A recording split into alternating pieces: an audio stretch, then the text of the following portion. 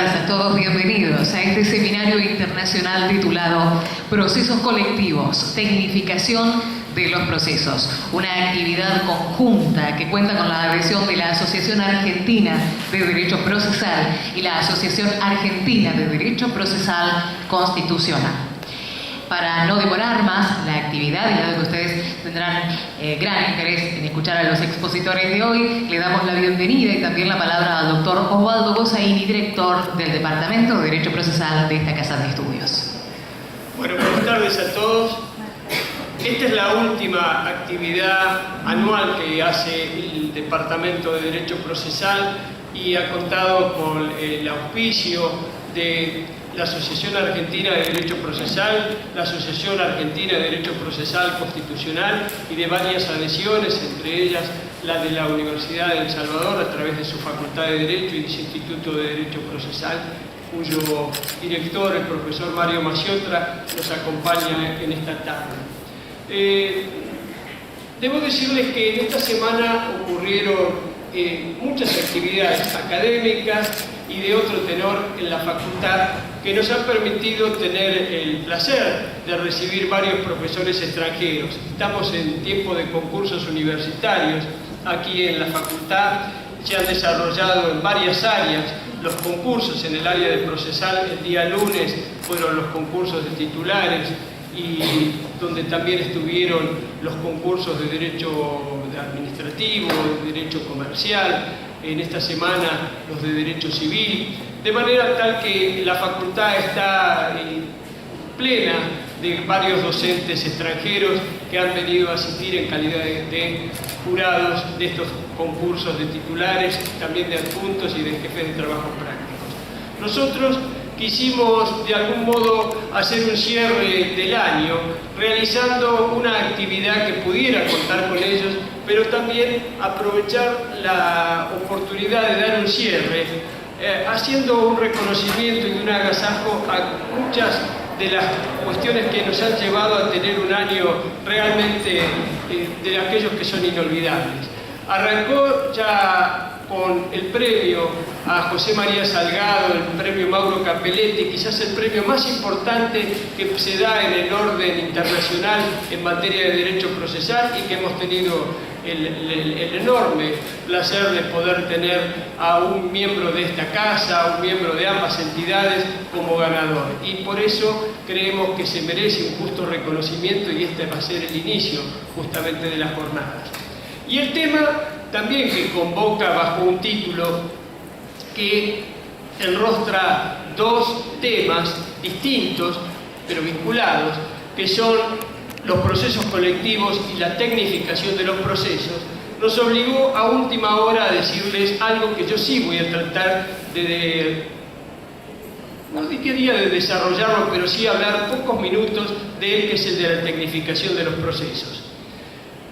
Cuando hablábamos recién de procesos colectivos, este es el tema que está transformando un poco la manifestación clásica del proceso bilateral, contradictorio, y en eso que enrostra principios tradicionales, ahora se encuentra con una multiplicidad de partes que no encuentran una cabida propia en los términos de la legitimación tradicional, y todo esto que ocupa en lo que en algún momento dijimos son los problemas de entrada y de salida, los del proceso colectivo, y que después fueron demostrando a través de las varias obras que se fueron editando que no era solo un problema de legitimación y de cosa juzgada, sino además de formas de la demanda, categorías de intereses, la prueba. En definitiva, este va a ser muchos de los aspectos que se van a tratar a través de las exposiciones del doctor Francisco Berbic y del doctor José María Salgado, que van a ser quienes van a dar el puntapié inicial.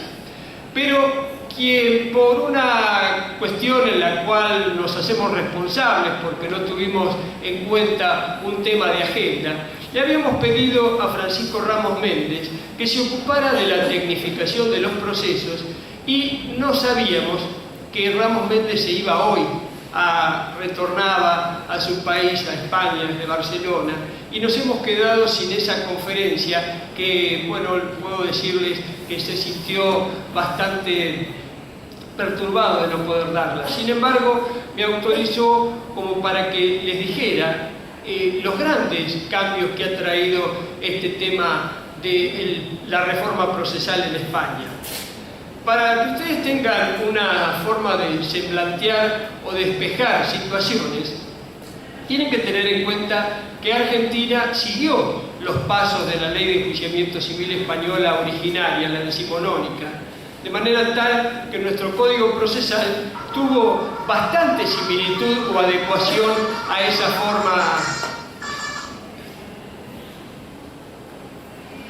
forma de instrumentar ese proceso bilateral, contradictorio, con etapa probatoria a cargo de las partes y con un alcance definido de la cosa juzgada.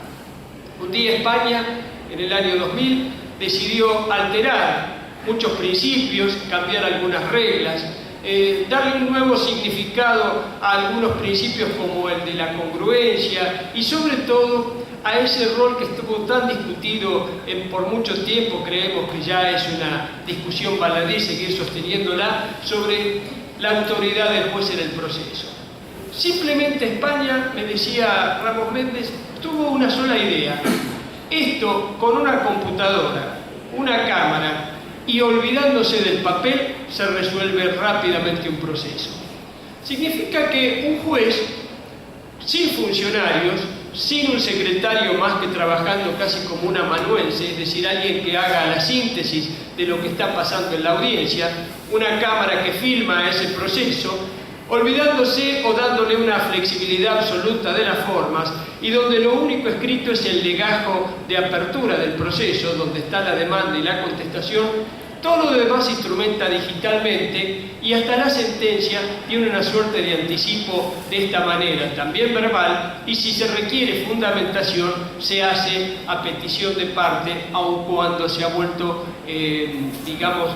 discutible esto en todo el país español, porque en España, en Madrid, se exige la fundamentación y me decía que en Cataluña solamente si a pedido de parte lo es. ¿Y por qué? Porque los recursos son optativos y como la sentencia de primera instancia se hace ejecutable de manera inmediata, esté pendiente el recurso o no, si hay recurso de apelación, la sentencia se fundamenta.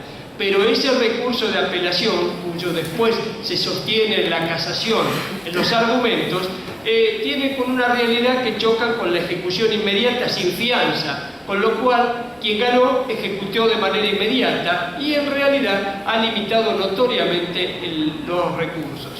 Cuando les decía que esta simple tecnificación, una cámara, una eliminación del papel, redujo sensiblemente los tiempos. Lo que antes un proceso duraba 2 años, 6 meses, 2 años y 6 meses, hoy está durando apenas 3 o 4. Los procesos voluntarios no llegan al mes y los índices de recursos han disminuido en casi un 80%. Con lo cual, la tarea de los tribunales superiores ha quedado reducida prácticamente a cuestiones de estricto derecho. Nos decía después Ramos Méndez que una de las cosas que ha tenido importancia antes que la tecnificación es un poco salir del lado de aquella instrumentación formal de las solemnidades. Preguntar como se pregunta en la calle y no como se preguntaba en el siglo XVIII. Interrogar de manera directa, aun cuando pueda ser insinuada la respuesta, lo que no se puede es sugerirla, pero sí se puede preguntarle directamente, diga lo que sabe, cuente y exponga todo lo que usted diga. Y pueden después, si olvidó algo, no se está olvidando de tal situación, es decir, la forma de la técnica de la pregunta también obliga a la respuesta. Y otro de los temas que ha cambiado sensiblemente la forma de los tiempos procesales, el tiempo mejor dicho, son la pericia. Las partes llegan al proceso con las pericias. Claro que son particulares y esto tiene alguna crítica en cuanto al costo que insume desarrollar bajo una pericia privada el proceso. Luego las partes en el debate oral controvierten entre peritos que exponen verbalmente sus distintas posiciones ante las partes y frente al juez. Pero lo cierto es que no hay que esperar los tiempos de designación del perito, el entrecruce de puntos de pericia. Lo que hay es sensiblemente acusar cuál es el punto de debate que quiere buscarse con una pericia para luego debatir entre peritos frente a las partes este tema. Es cierto que la reforma del Código de la Ley de Enjuiciamiento Civil fue copernicana. Se abandonaron muchos principios, se dejaron de lado reglas y se ha trabajado más con el concepto de garantías, con lo cual ha surgido también un cierto debate entre el Supremo Tribunal, la Real Audiencia, y el Tribunal Constitucional Español, que sigue tratando de dar reglas, o más que reglas, orientaciones bajo la forma de principios de cómo debe ser el debido proceso, que en España lo podríamos nominar como la tutela judicial efectiva. Y esa orientación de la tutela judicial efectiva resiste mucho la Real Audiencia, también el Tribunal Superior, cuando se trata, por ejemplo, de temas tales como medidas cautelares, por aquello del derecho a la resistencia, la tutela urgente, que también ha encontrado algunas interpretaciones diferentes. En definitiva, también, ¿por qué no?, el derecho al recurso, que si se elimina por facilidad, puede conspirar contra esa regla que está en la Convención Americana sobre Derechos Humanos, pero que fue tomada también del Tribunal Europeo sobre Derechos Humanos. Y mencioné lo primero porque Argentina, recuerden, debió alterar el Código Procesal Penal ya hace varios años, cuando nos dijeron que no existía, frente a las decisiones del Tribunal Oral, un recurso que con facilidad pudiera entrar a revisar la sentencia de condena. Estas pocas cosas que quería manifestarles eran simplemente para que en una jornada como esta nos permita abrir el panorama de lo que vamos a hacer el año que viene. Creo que es el tiempo ante un cambio tan importante como el que se avisora, no solo en materia política. Este país va a cambiar seguramente su sesgo que ha tenido hasta ahora, sino también los temas que se entran en discusión.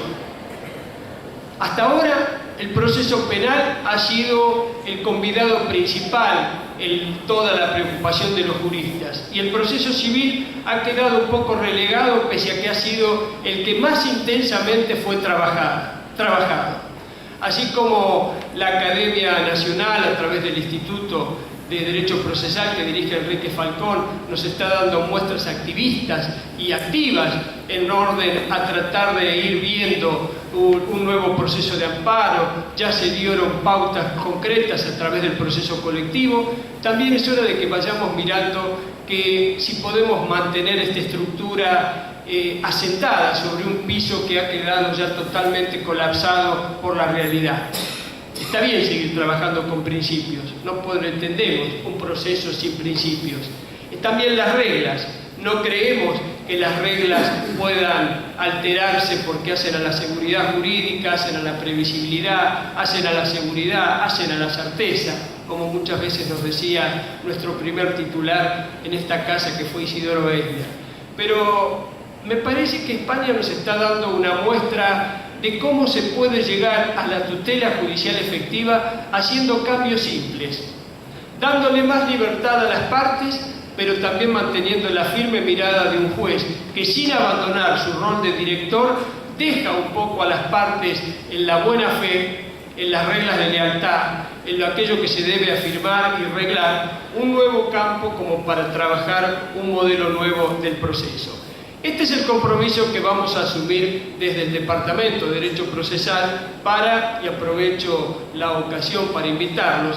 Nosotros vamos a mantener durante el año 2016 la costumbre de hacer el primer miércoles de cada mes una reunión de actualización, de perfeccionamiento, de discusión de temas, puntualmente de 19 a 20 horas, como estamos tratando de que así sea, y ustedes ven que en la jornada de hoy hemos apenas alterado por minutos nada más el comienzo, pero esta costumbre de la puntualidad que el código no tiene, queremos tenerla nosotros. Y esa costumbre nos va a llevar a comenzar las actividades del mes de marzo.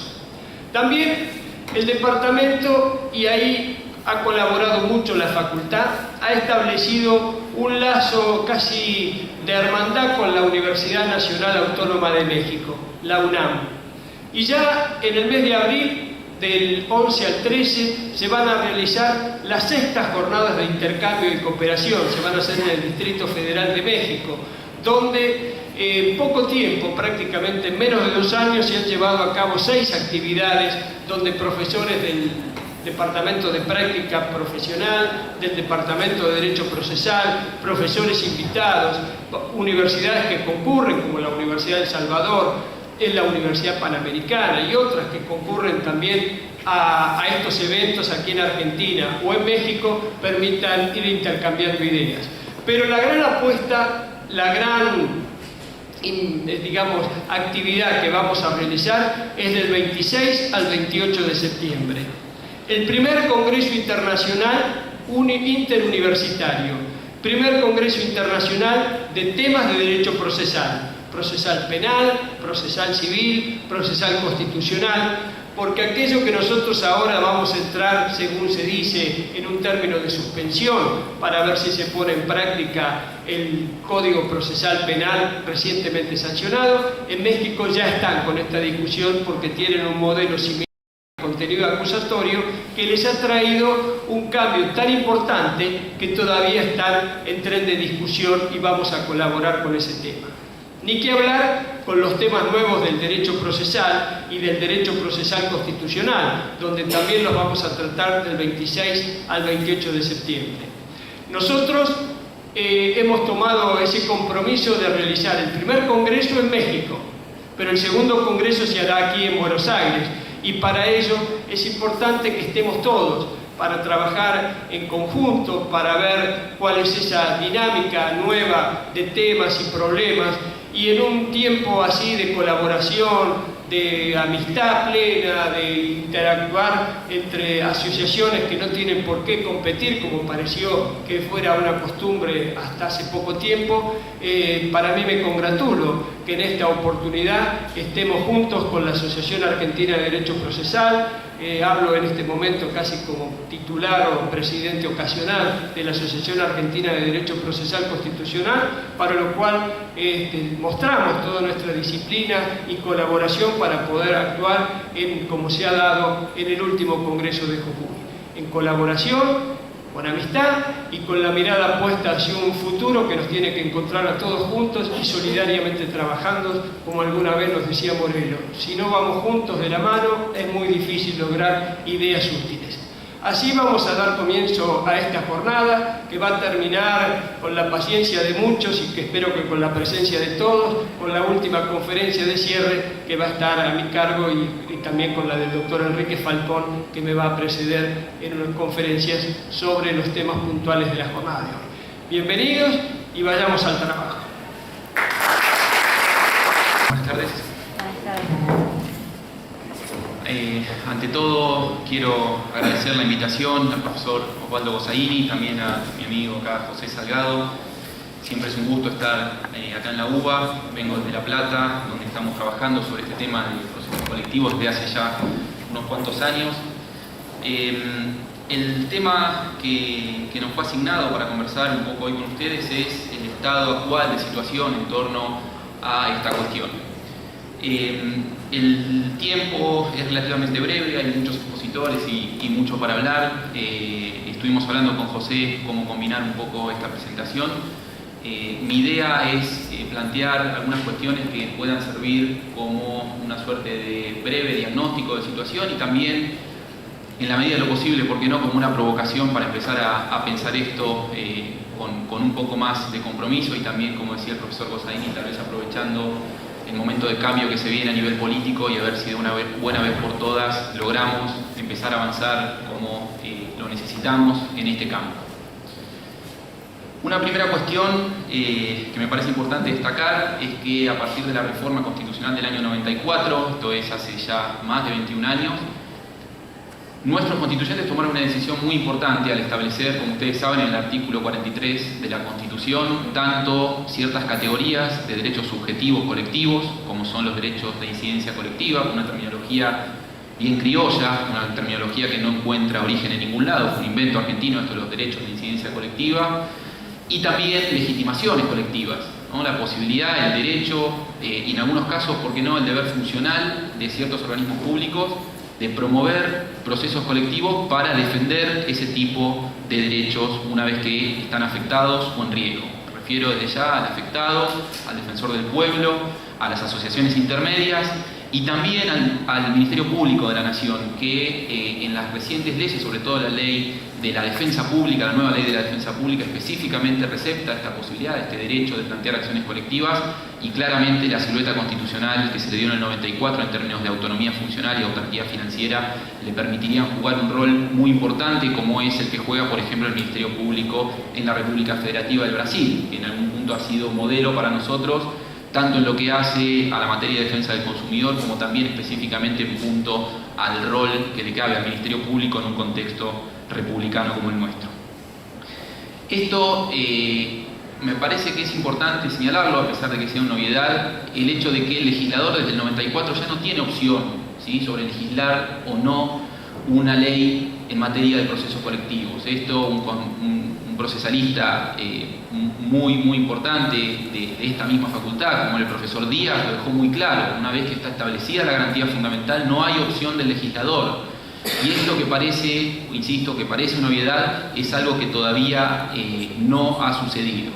Pasaron muchos años desde el 94, pasaron hasta que llegó el fallo Alavi, ¿sí? En febrero del 2009, el fallo Alavi fue un punto de inflexión en la materia. Hasta ese momento, la Corte y los tribunales inferiores habían rechazado sistemáticamente la presentación de muchísimas acciones colectivas por considerar que el tipo de derecho en discusión no era un derecho de incidencia colectiva. Por tanto, o bien no había causa controversia, o bien no había legitimación, con distintos argumentos, pero básicamente toda la discusión en torno a la naturaleza jurídica o la esencia de estos derechos de incidencia colectiva sirvió hasta el año 2009 sistemáticamente para dejar afuera del sistema de administración de justicia a numerosas pretensiones que involucraban a grupos de personas. Muchos de esos grupos, claramente grupos desaventajados, desprotegidos, tradicionalmente postergados, como lo llamó la Corte en Alavi, que no encontraban, y muchos de ellos todavía siguen sin encontrar, canales de diálogo institucional para plantear peticiones que necesitan soluciones de política pública, que necesitan soluciones colectivas porque responden también a problemas colectivos. La Corte en Alavi, como ustedes saben, es un fallo bastante complejo, es un fallo que fue bienvenido por la inmensa mayoría de la doctrina, prácticamente de modo unánime, y que recibió muy pocas críticas, sin perjuicio de lo cual, con el correr del tiempo, empezó a mostrar algunos problemas. Digo que el fallo Alavi fue sumamente importante, sobre todo desde el punto de vista de lo que significó políticamente. En Alavi, la Corte exhortó al Congreso de la Nación, le dijo que estaba en mora, lo exhortó a dictar una ley en la materia, y no solo eso, sino que además estableció ciertas pautas adjetivas mínimas que tiene que tener esa ley en la materia. Esas pautas adjetivas mínimas, como comentaba el profesor Lozaini, nos sirvieron como guía para el trabajo que se hizo desde el Instituto de Derecho Procesal de la Academia Nacional de Derecho, que dirigió el profesor Falcón, y actualmente sirven como guía y prácticamente como material indispensable de trabajo para todos aquellos operadores jurídicos que de los dos lados del mostrador están trabajando cada vez con más asiduidad sobre estas cuestiones. El tiempo es breve como para profundizar demasiado en el caso Alavi, pero me interesa señalar un par de cuestiones muy puntuales, además de esta exhortación al Congreso y de la importancia de haberle marcado la línea en términos de cuáles son las características que tiene que tener una ley, por supuesto, ¿para qué? Para hacer una ley constitucional, para hacer una reglamentación de ese artículo 43 constitucional. La Corte dijo, y creo que esto es una de las cosas más importantes de todas, que ese artículo 43 es claramente operativo y que es obligación de los jueces dotarlo de efectividad, darle eficacia. La Corte, no por casualidad, citó, por supuesto, a Siri en esto. Se puede hablar que Alavi es el Siri del siglo XXI en materia de acciones colectivas. Frente a la ausencia de una regulación para tutelar cierto tipo de derechos fundamentales, la Corte empezó a legislar. Y digo empezó a legislar porque Alavi fue justamente el comienzo. La Corte, para cuando dictó Alavi, ya se había dado cuenta de la trascendencia de este tipo de asuntos y de lo difícil que resulta discutir este tipo de asuntos en el contexto de debate que nos plantea nuestro proceso tradicional, en el contexto de debate que nos plantea nuestra estructura tradicional del despacho judicial. en el contexto de debate que nos plantea nuestra forma de enseñar el derecho en las facultades y nuestra forma de dar discusiones sobre el alcance y la efectividad de esos derechos. La Corte para ese entonces ya había, mediante acordada, reglamentado una serie de cuestiones que claramente tienen que ver con casos colectivos.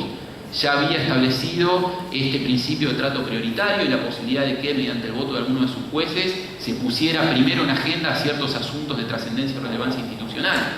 Ya había reglamentado para ese entonces ni más ni menos que la figura del amicus curiae o amigo del tribunal. Una acordada que tuvo, si ustedes recuerdan, una disidencia bastante fuerte en el sentido de que la Corte no era competente, sino que se trataba de una cuestión que debía ser regulada por el Congreso de la Nación, porque a través de eso lo que se estaba era incorporando un nuevo sujeto procesal a la discusión.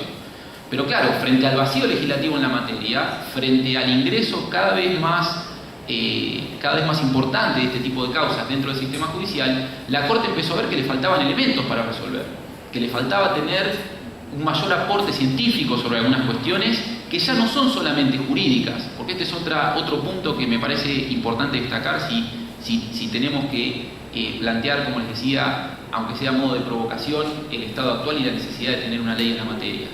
Los asuntos colectivos que hoy se están discutiendo en el Poder Judicial son jurídicos desde ya, que son asuntos y son conflictos jurídicos, pero tienen muchas dimensiones que no son jurídicas. Los conflictos colectivos que hoy se están planteando en sede judicial tienen una dimensión social, tienen una dimensión política, tienen una dimensión económica muy importante. La Corte, para cuando dictó a la ley, también había creado la oficina, no, fue posterior, la oficina de análisis económico. ¿Sí? ¿Para qué? Para pedirle un dictamen para saber cuál es el impacto económico de sus fallos. Todo esto, sumado a la acordada sobre audiencias públicas, sumado a la reciente acordada sobre el registro público de procesos colectivos y una reglamentación de dudosísima, por decirlo menos, dudosísima constitucionalidad en términos de qué es lo que tienen que hacer los jueces antes de comunicar la existencia de un proceso colectivo a la Corte, al registro de la Corte. Lo cierto es que este tribunal ya se dio cuenta y ya se había dado cuenta de la importancia, la trascendencia y lo delicado de discutir estos asuntos, como decía Capenetti, de tratar de hacer una delicada cirugía con el hacha de un leñador. Entonces, el estado presente de situación en torno a los procesos colectivos es un estado sumamente delicado, es un estado sumamente peligroso. Y esto lo digo con absoluto convencimiento, porque también tengo el absoluto convencimiento de que las acciones colectivas no son solamente una forma de desactivar conflictos, como a nosotros nos enseñaron tradicionalmente en la facultad, que era la finalidad del proceso judicial, ¿no? Si uno se pone a ver cualquier manual tradicional de derecho procesal, va a encontrar que el proceso es un mecanismo de debate desarrollado en torno a ciertas reglas frente a un tercero independiente e imparcial, que sirve ¿para qué? Para resolver conflictos. Están las otras discusiones, ¿no? Sobre si es para hallar la verdad, para otras finalidades, que creo que esto Tarujo lo ha trabajado muy bien y lo ha dejado muy claro. Lo cierto es que el proceso es una herramienta de desactivación de conflictos en una sociedad democrática. Pero estos procesos colectivos han demostrado ser mucho más que eso. Han demostrado ser, sin lugar a dudas, una herramienta de participación política directa en el sistema democrático, con mucha mayor incidencia y con mucho mayor impacto que las propias herramientas de participación directa que se reconocieron en la reforma constitucional del 94, y ni que hablar con el hecho de ir a poner nuestro voto una vez cada tanto en una urna. Si ustedes se ponen a repasar muy rápidamente solamente algunas de las decisiones que ha tomado la Corte en asuntos colectivos, se van a encontrar con un fenómeno que se está empezando a estudiar cada vez con más asiduidad en toda Latinoamérica, porque es un problema muy común en toda Latinoamérica, que es el fenómeno del control de constitucionalidad y del control de convencionalidad de políticas públicas. ¿Qué significa esto? Esto significa que a través de las acciones colectivas se puede correr el ámbito de discusión de asuntos colectivos que tradicionalmente, ¿dónde se discutían y dónde se resolvían? En las arenas políticas con representación política mayoritaria. ¿Sí? La agenda pública, las prioridades en materia de política pública eran decididas sin ningún tipo de injerencia de parte del Poder Judicial por el Poder Legislativo y por el Poder Ejecutivo. Esto es, los dos estamentos de gobierno que tienen una representatividad política directa y mayoritaria justamente para hacer eso. ¿Qué es lo que ha empezado a suceder con los procesos colectivos? Ya no son más el Ejecutivo y el Legislativo los únicos responsables de la agenda pública. El Poder Judicial empezó a participar en esa discusión de una manera muy clara y muy concreta y muy directa. Por ejemplo, resolviendo la constitucionalidad de la Ley de Integración del Consejo de la Magistratura. Por ejemplo, resolviendo el caso FAL sobre cuáles son las condiciones de acceso al aborto no punible en las situaciones del 86 del Código Penal. Por ejemplo, resolviendo el propio caso Alavi. No se olviden que Alavi declaró inconstitucional por una ajustada mayoría de 4-3 con respecto a la cuestión procedimental, pero sobre el fondo la cuestión ya había llegado firme al Congreso, a la Corte, desde la Cámara, pero lo que hizo el Poder Judicial en Alavi fue declarar inconstitucional para todo el grupo destinatario de una ley, de un decreto reglamentario, una norma que había sido sancionada casi con la unanimidad de los votos del Congreso. ¿Se acuerdan? Esto tal vez no lo recuerden, pero la ley espía, la famosa ley espía que se declaró inconstitucional en Alavi, había sido sancionada en la época de los secuestros express, marcha Bloomberg y demás, en ese contexto. Una ley que había sido votada por una inmensa mayoría del Congreso, por integrantes del Congreso de todos los partidos políticos. Y la Corte, en una discusión entre Alavi, un abogado de más de 70 años, un abogado de la Procuración del Tesoro de la Nación, y recién con la intervención de dos colegios de abogados de la FAC y del Colegio de Abogados de Capital ante la Corte, en una discusión secreta prácticamente, en un expediente escrito, sin ningún tipo de discusión pública, sin ningún tipo de aportes expertos sobre qué era lo que significaba esa ley, sin ningún tipo de nada de lo que debería tener una discusión que resuelve cuestiones colectivas tan trascendentes, la Corte dijo que esa ley es inconstitucional. Y la Corte dijo que esa ley es inconstitucional en una causa colectiva. ¿Qué significa esto? No significa la derogación. En teoría, digamos, nos vamos a encontrar en los sistemas informáticos oficiales que eso está derogado. Pero sí nos vamos a encontrar con una decisión basada en autoridad de cosa juzgada que dice que esa ley no aplica a ninguno de sus destinatarios. Que alguien me explique cuál es la diferencia entre permitirle al Poder Judicial que derogue una ley y esto que estamos hablando, de permitirle que declare inconstitucional una ley con respecto a todo el ámbito de aplicación subjetiva de esa ley. Yo la diferencia no la encuentro en la práctica. Vuelvo entonces sobre la importancia del AVI y la importancia de haber planteado esta necesidad de la reglamentación y la importancia de haber vuelto a subrayar un principio elemental de nuestro derecho, cuanto menos desde el año 57, cuando aquella Corte de facto dictó el caso Siri, la necesidad de que los jueces le den eficacia. Ahora, la pregunta que sigue es, ¿qué le podemos pedir a los jueces? ¿Cuánto le podemos pedir a los jueces? Porque nosotros, en nuestro sistema cultural, jurídico, no estamos acostumbrados a trabajar como hoy hay que trabajar con las acciones colectivas. No estamos acostumbrados a trabajar exclusivamente con jurisprudencia. Nosotros necesitamos que los jueces tengan un respaldo mucho más sólido, un respaldo de derecho positivo, para que puedan realmente gestionar este proceso, este tipo de procesos como corresponde. El problema, como les digo, es que a pesar de la gravedad y la trascendencia de este tipo de asuntos colectivos y a pesar de lo que significa en términos de legitimidad política de las decisiones que se toman con respecto a estos conflictos colectivos, se ha trasladado el ámbito de discusión, pero no se ha abierto el debate como corresponde. ¿Sí? La Corte comenzó, como les decía, desde hace muchos años, desde hace unos 12, 13 años, pero fundamentalmente a partir de Alavi comenzó a dictar una serie de fallos y una serie de reglamentaciones orientadas en este sentido. Algunas de las reglamentaciones, como les decía, de dudosísima constitucionalidad. Pero lo cierto es que la Corte desde allá arriba está viendo lo que está pasando abajo, porque le están llegando los expedientes y los expedientes no están llegando limpios. Y están llegando expedientes con asuntos de enorme trascendencia social, política y económica que no han tenido la discusión que deberían haber tenido. Y cuya decisión por parte de un poder que no tiene legitimidad política directa y mayoritaria es una decisión que difícilmente tenga legitimidad política frente a la sociedad. Yo creo que estamos en un momento de encrucijada, en un momento donde, vuelvo con lo que decía el profesor Gossaini, este cambio de signo político que va a haber en el gobierno, esta es una de las cuestiones, creo, más trascendentes que tiene para resolver en el campo de la justicia. Es una realidad que la justicia penal ha sido tradicionalmente la vedette de la reforma y siempre que se habla de reforma judicial y siempre que se habla de justicia, se habla de justicia penal, pero nos estamos olvidando que la justicia civil ya no es más la discusión del daño sin perjuicio por un chapa y pintura, ya no es más la discusión de un asunto de medianería. La justicia civil, entendiendo por civil lo no penal, lo contencioso administrativo, laboral, civil, comercial, hoy es el destino de los fondos públicos. Hoy se está jugando la asignación presupuestaria de un montón de cuestiones en manos de personas, como son los jueces, que no fueron elegidas para eso.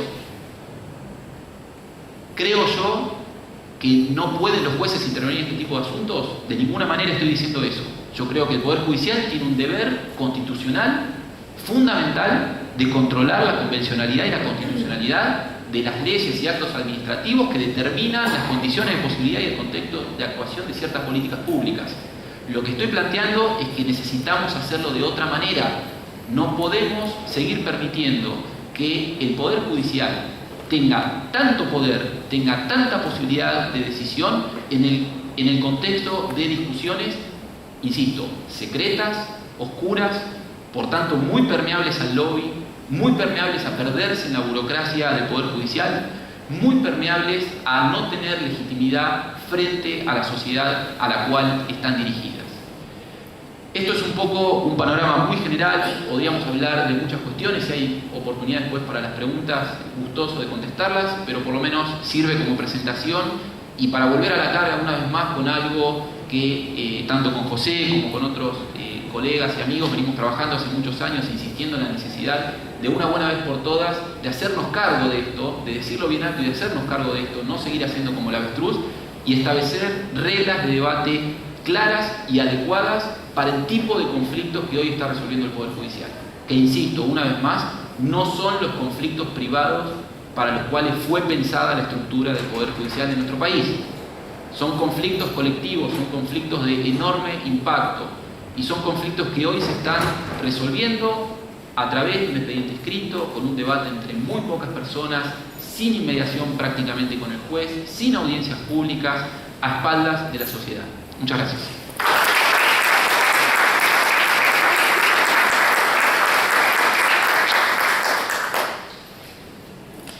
Bueno, buenas tardes.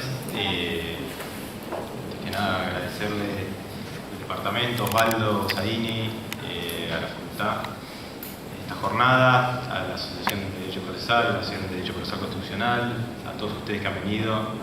La verdad que esta reunión para mí tiene una connotación especial, por lo cual primero me voy a abocar a la parte técnico-teórica del proceso colectivo y después voy a decir dos palabras del premio Capelletti, que todavía estoy viendo si me creo que me lo gano. Cuando decidimos, bueno, con Pancho ver sobre qué tema hablábamos en un marco de tecnificación de procesos, yo dije, bueno, hablemos de los institutos imprescindibles para que se pueda desarrollar un proceso colectivo, dado que, como la verdad que en una excelente posición marcó, digamos, no los tenemos. Marcó también Francisco algo que es una nota para mí muy importante, digamos. La Corte, que es el poder del Estado que más se ocupó del tema, no dejó de citar así. Y creo que esto, digamos, haciendo un paralelismo con el amparo, considerando que el proceso colectivo está en el artículo 43, donde también está el amparo, digamos, tiene esta nota de la creación pretoriana del instituto, o en este caso además no tan pretoriana, sino la puesta en funcionamiento de un instituto que estaba en la Constitución. Creo que es la única nota de similitud que tiene, más allá de los nombres de amparo colectivo. Creo que Siricot y el amparo podía ser manejado por un juez con pocas pautas. ¿Por qué en un proceso chiquito, donde se trataba de un conflicto que supuestamente debía ser de una arbitrariedad, ilegalidad palmaria, que el juez le ponía coto y después, bueno, si había otras cuestiones posteriores para discutir, se podían seguir discutiendo, pero él estaba seguro de la decisión que estaba tomando porque la relación jurídica en conflicto era bien acotada. Claro, yo creo que pasando esta primer pauta de esta creación, esta puesta en funcionamiento de la Corte, lo demás es todo muy distinto. Creo que Francisco bien marcó, los jueces están decidiendo sobre política pública, sobre el funcionamiento del sector privado, sobre el funcionamiento del sector público. Y esto, digamos, no se puede hacer de cualquier manera. ¿Por qué? Porque están en juego todas las garantías de todos los grupos que están ahí involucrados. La Corte siguió trabajando después de los primeros fallos del año 2006-2007, con otros fallos, después vino Alavi, después empezó a dictar determinadas cuestiones muy puntuales, la gratuidad, Y creo yo que el año pasado, el año pasado, cuando dictó el fallo Municipalidad de Berazategui con Cablevisión, ahí creo que le dio otra vuelta de tuerca a esta implementación que es muy importante. La Corte, digamos, resolvió un conflicto en el cual se advertía que el planteo estaba en un expediente y estaba en otro lugar, y estaba en otro lugar, y lo podía plantear otra persona, y iba a haber sentencias contradictorias cuando se dictaran respecto a cuál era la decisión que debía aplicarse en el caso. Y veía algo que suele aparecer en los procesos colectivos, sobre todo cuando hay derechos individuales homogéneos en juego. Está el choque entre el derecho de uno con el derecho de otro. ¿Qué sentencia tengo que seguir? ¿La de aquel tribunal? ¿La de este? Si las dos me pueden vincular de alguna manera. Obviamente sigo la que a mí más me gusta, y creo que esta no es la idea de la Administración de Justicia. Entonces, ¿yo por qué digo que la Corte dio otra vuelta de tuerca a esta implementación de los procesos que, digamos, hasta ahora no han merecido ninguna ley, no obstante todos los proyectos que se han trabajado, ¿no? Porque creo que al decidir crear un registro de procesos colectivos, eso ya de por sí es dar otro empujón, determinó qué cosas los jueces tenían que informarle a ese registro en cada uno de los procesos colectivos que estaban en funcionamiento. Esto era lo mismo como decir, si me lo tenés que informar, antes lo tenés que hacer. Y si antes lo tenés que hacer, te estoy diciendo cómo va a ser desarrollado un pleito de esta naturaleza. Yo, cuando escribí el libro, por el cual me dio el premio, me había preguntado esto y había investigado un poco sobre la posibilidad de delegación legislativa en la Corte. Delegación legislativa que hoy existe, digamos, el artículo 242, cuando habla de apelabilidad por el monto, la Corte va subiendo, ya lo hizo 2 veces, el monto de la apelabilidad, y lo puede hacer porque hay una ley que delegó esta función en la Corte. Lo propio sucede con la notificación electrónica. Una ley delegó la implementación en la Corte. Bueno, ahora ya con el último fallo esto no se aplica más, pero el monto de la apelabilidad en el recurso ordinario era lo mismo. Entonces la pregunta es si, dado el interés que tiene la Corte, porque además sabe cuáles son las necesidades de los jueces para llevar adelante este tipo de litigios, no justificaría que al menos se dictara una ley por el Congreso delegando con pautas básicas para que la Corte pueda implementar de alguna manera esto que hoy lo tiene en el registro de procesos colectivos. ¿Qué tiene que comunicar un juez a la Corte cuando abre el proceso colectivo? Fundamentalmente, algo que es lo más importante para mí, es que es la certificación del proceso. Porque si no, fíjense ustedes que cualquier planteo en términos de conflicto colectivo ameritaría que se generaran los efectos propios de un proceso colectivo respecto de otras causas.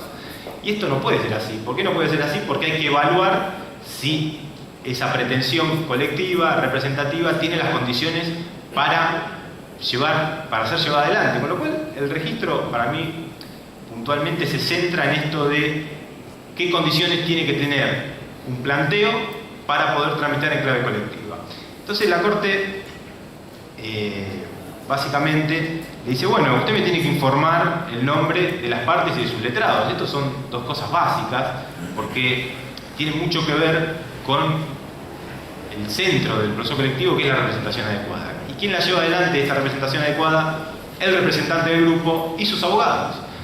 Tanto la llevan adelante que muchas veces la condición de adecuado representante del grupo la completan, la llenan o la tienen mucho más los abogados que el propio representante, es decir, es el legitimado extraordinario del párrafo 2 del artículo 43. ¿Por qué? Porque el conocimiento técnico, la responsabilidad y las grandes decisiones del proceso colectivo la van a tomar los abogados. La regla 23 del derecho procesal federal norteamericano lo regula esto, habilita al juez a remover al abogado, a buscar uno distinto. Entonces la Corte le pone, me tiene que informar quiénes son las partes, quiénes son los letrados. ¿Quién es la clase involucrada en ese conflicto? ¿Qué es lo que va a determinar la extensión subjetiva de la decisión que en un futuro se tome? ¿A favor o en contra? ¿Cuál es la descripción que el juez ha hecho de esta clase? Fíjense que esto es totalmente distinto a lo que ocurre en un proceso bilateral, adversarial, político-social, donde la parte decide, es aquel que viene por derecho propio, por apoderado. Acá, esa noción de representatividad, uno la hace mediante la descripción del grupo involucrado en el conflicto. Esto, de cara a un registro, tiene que ver con la comunicación que van a poder tener todos respecto a cuál es el conflicto que está en juego en ese proceso. Identificación del objeto de la pretensión, descripción sucinta, clara, precisa del bien colectivo que se trata, o en caso de intereses individuales, de la causa fáctica o normativa homogénea.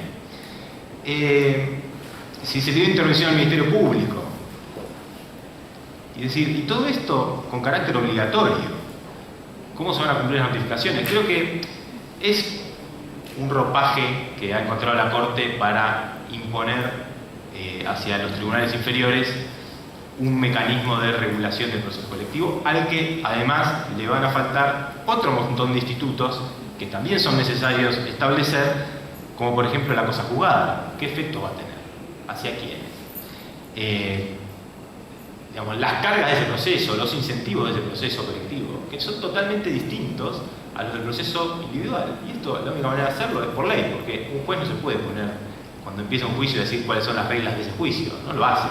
La Corte lo hizo excepcionalmente en Alavi y en toda la secuela de procesos colectivos. La solicitud de exclusión, la acción colectiva pasiva.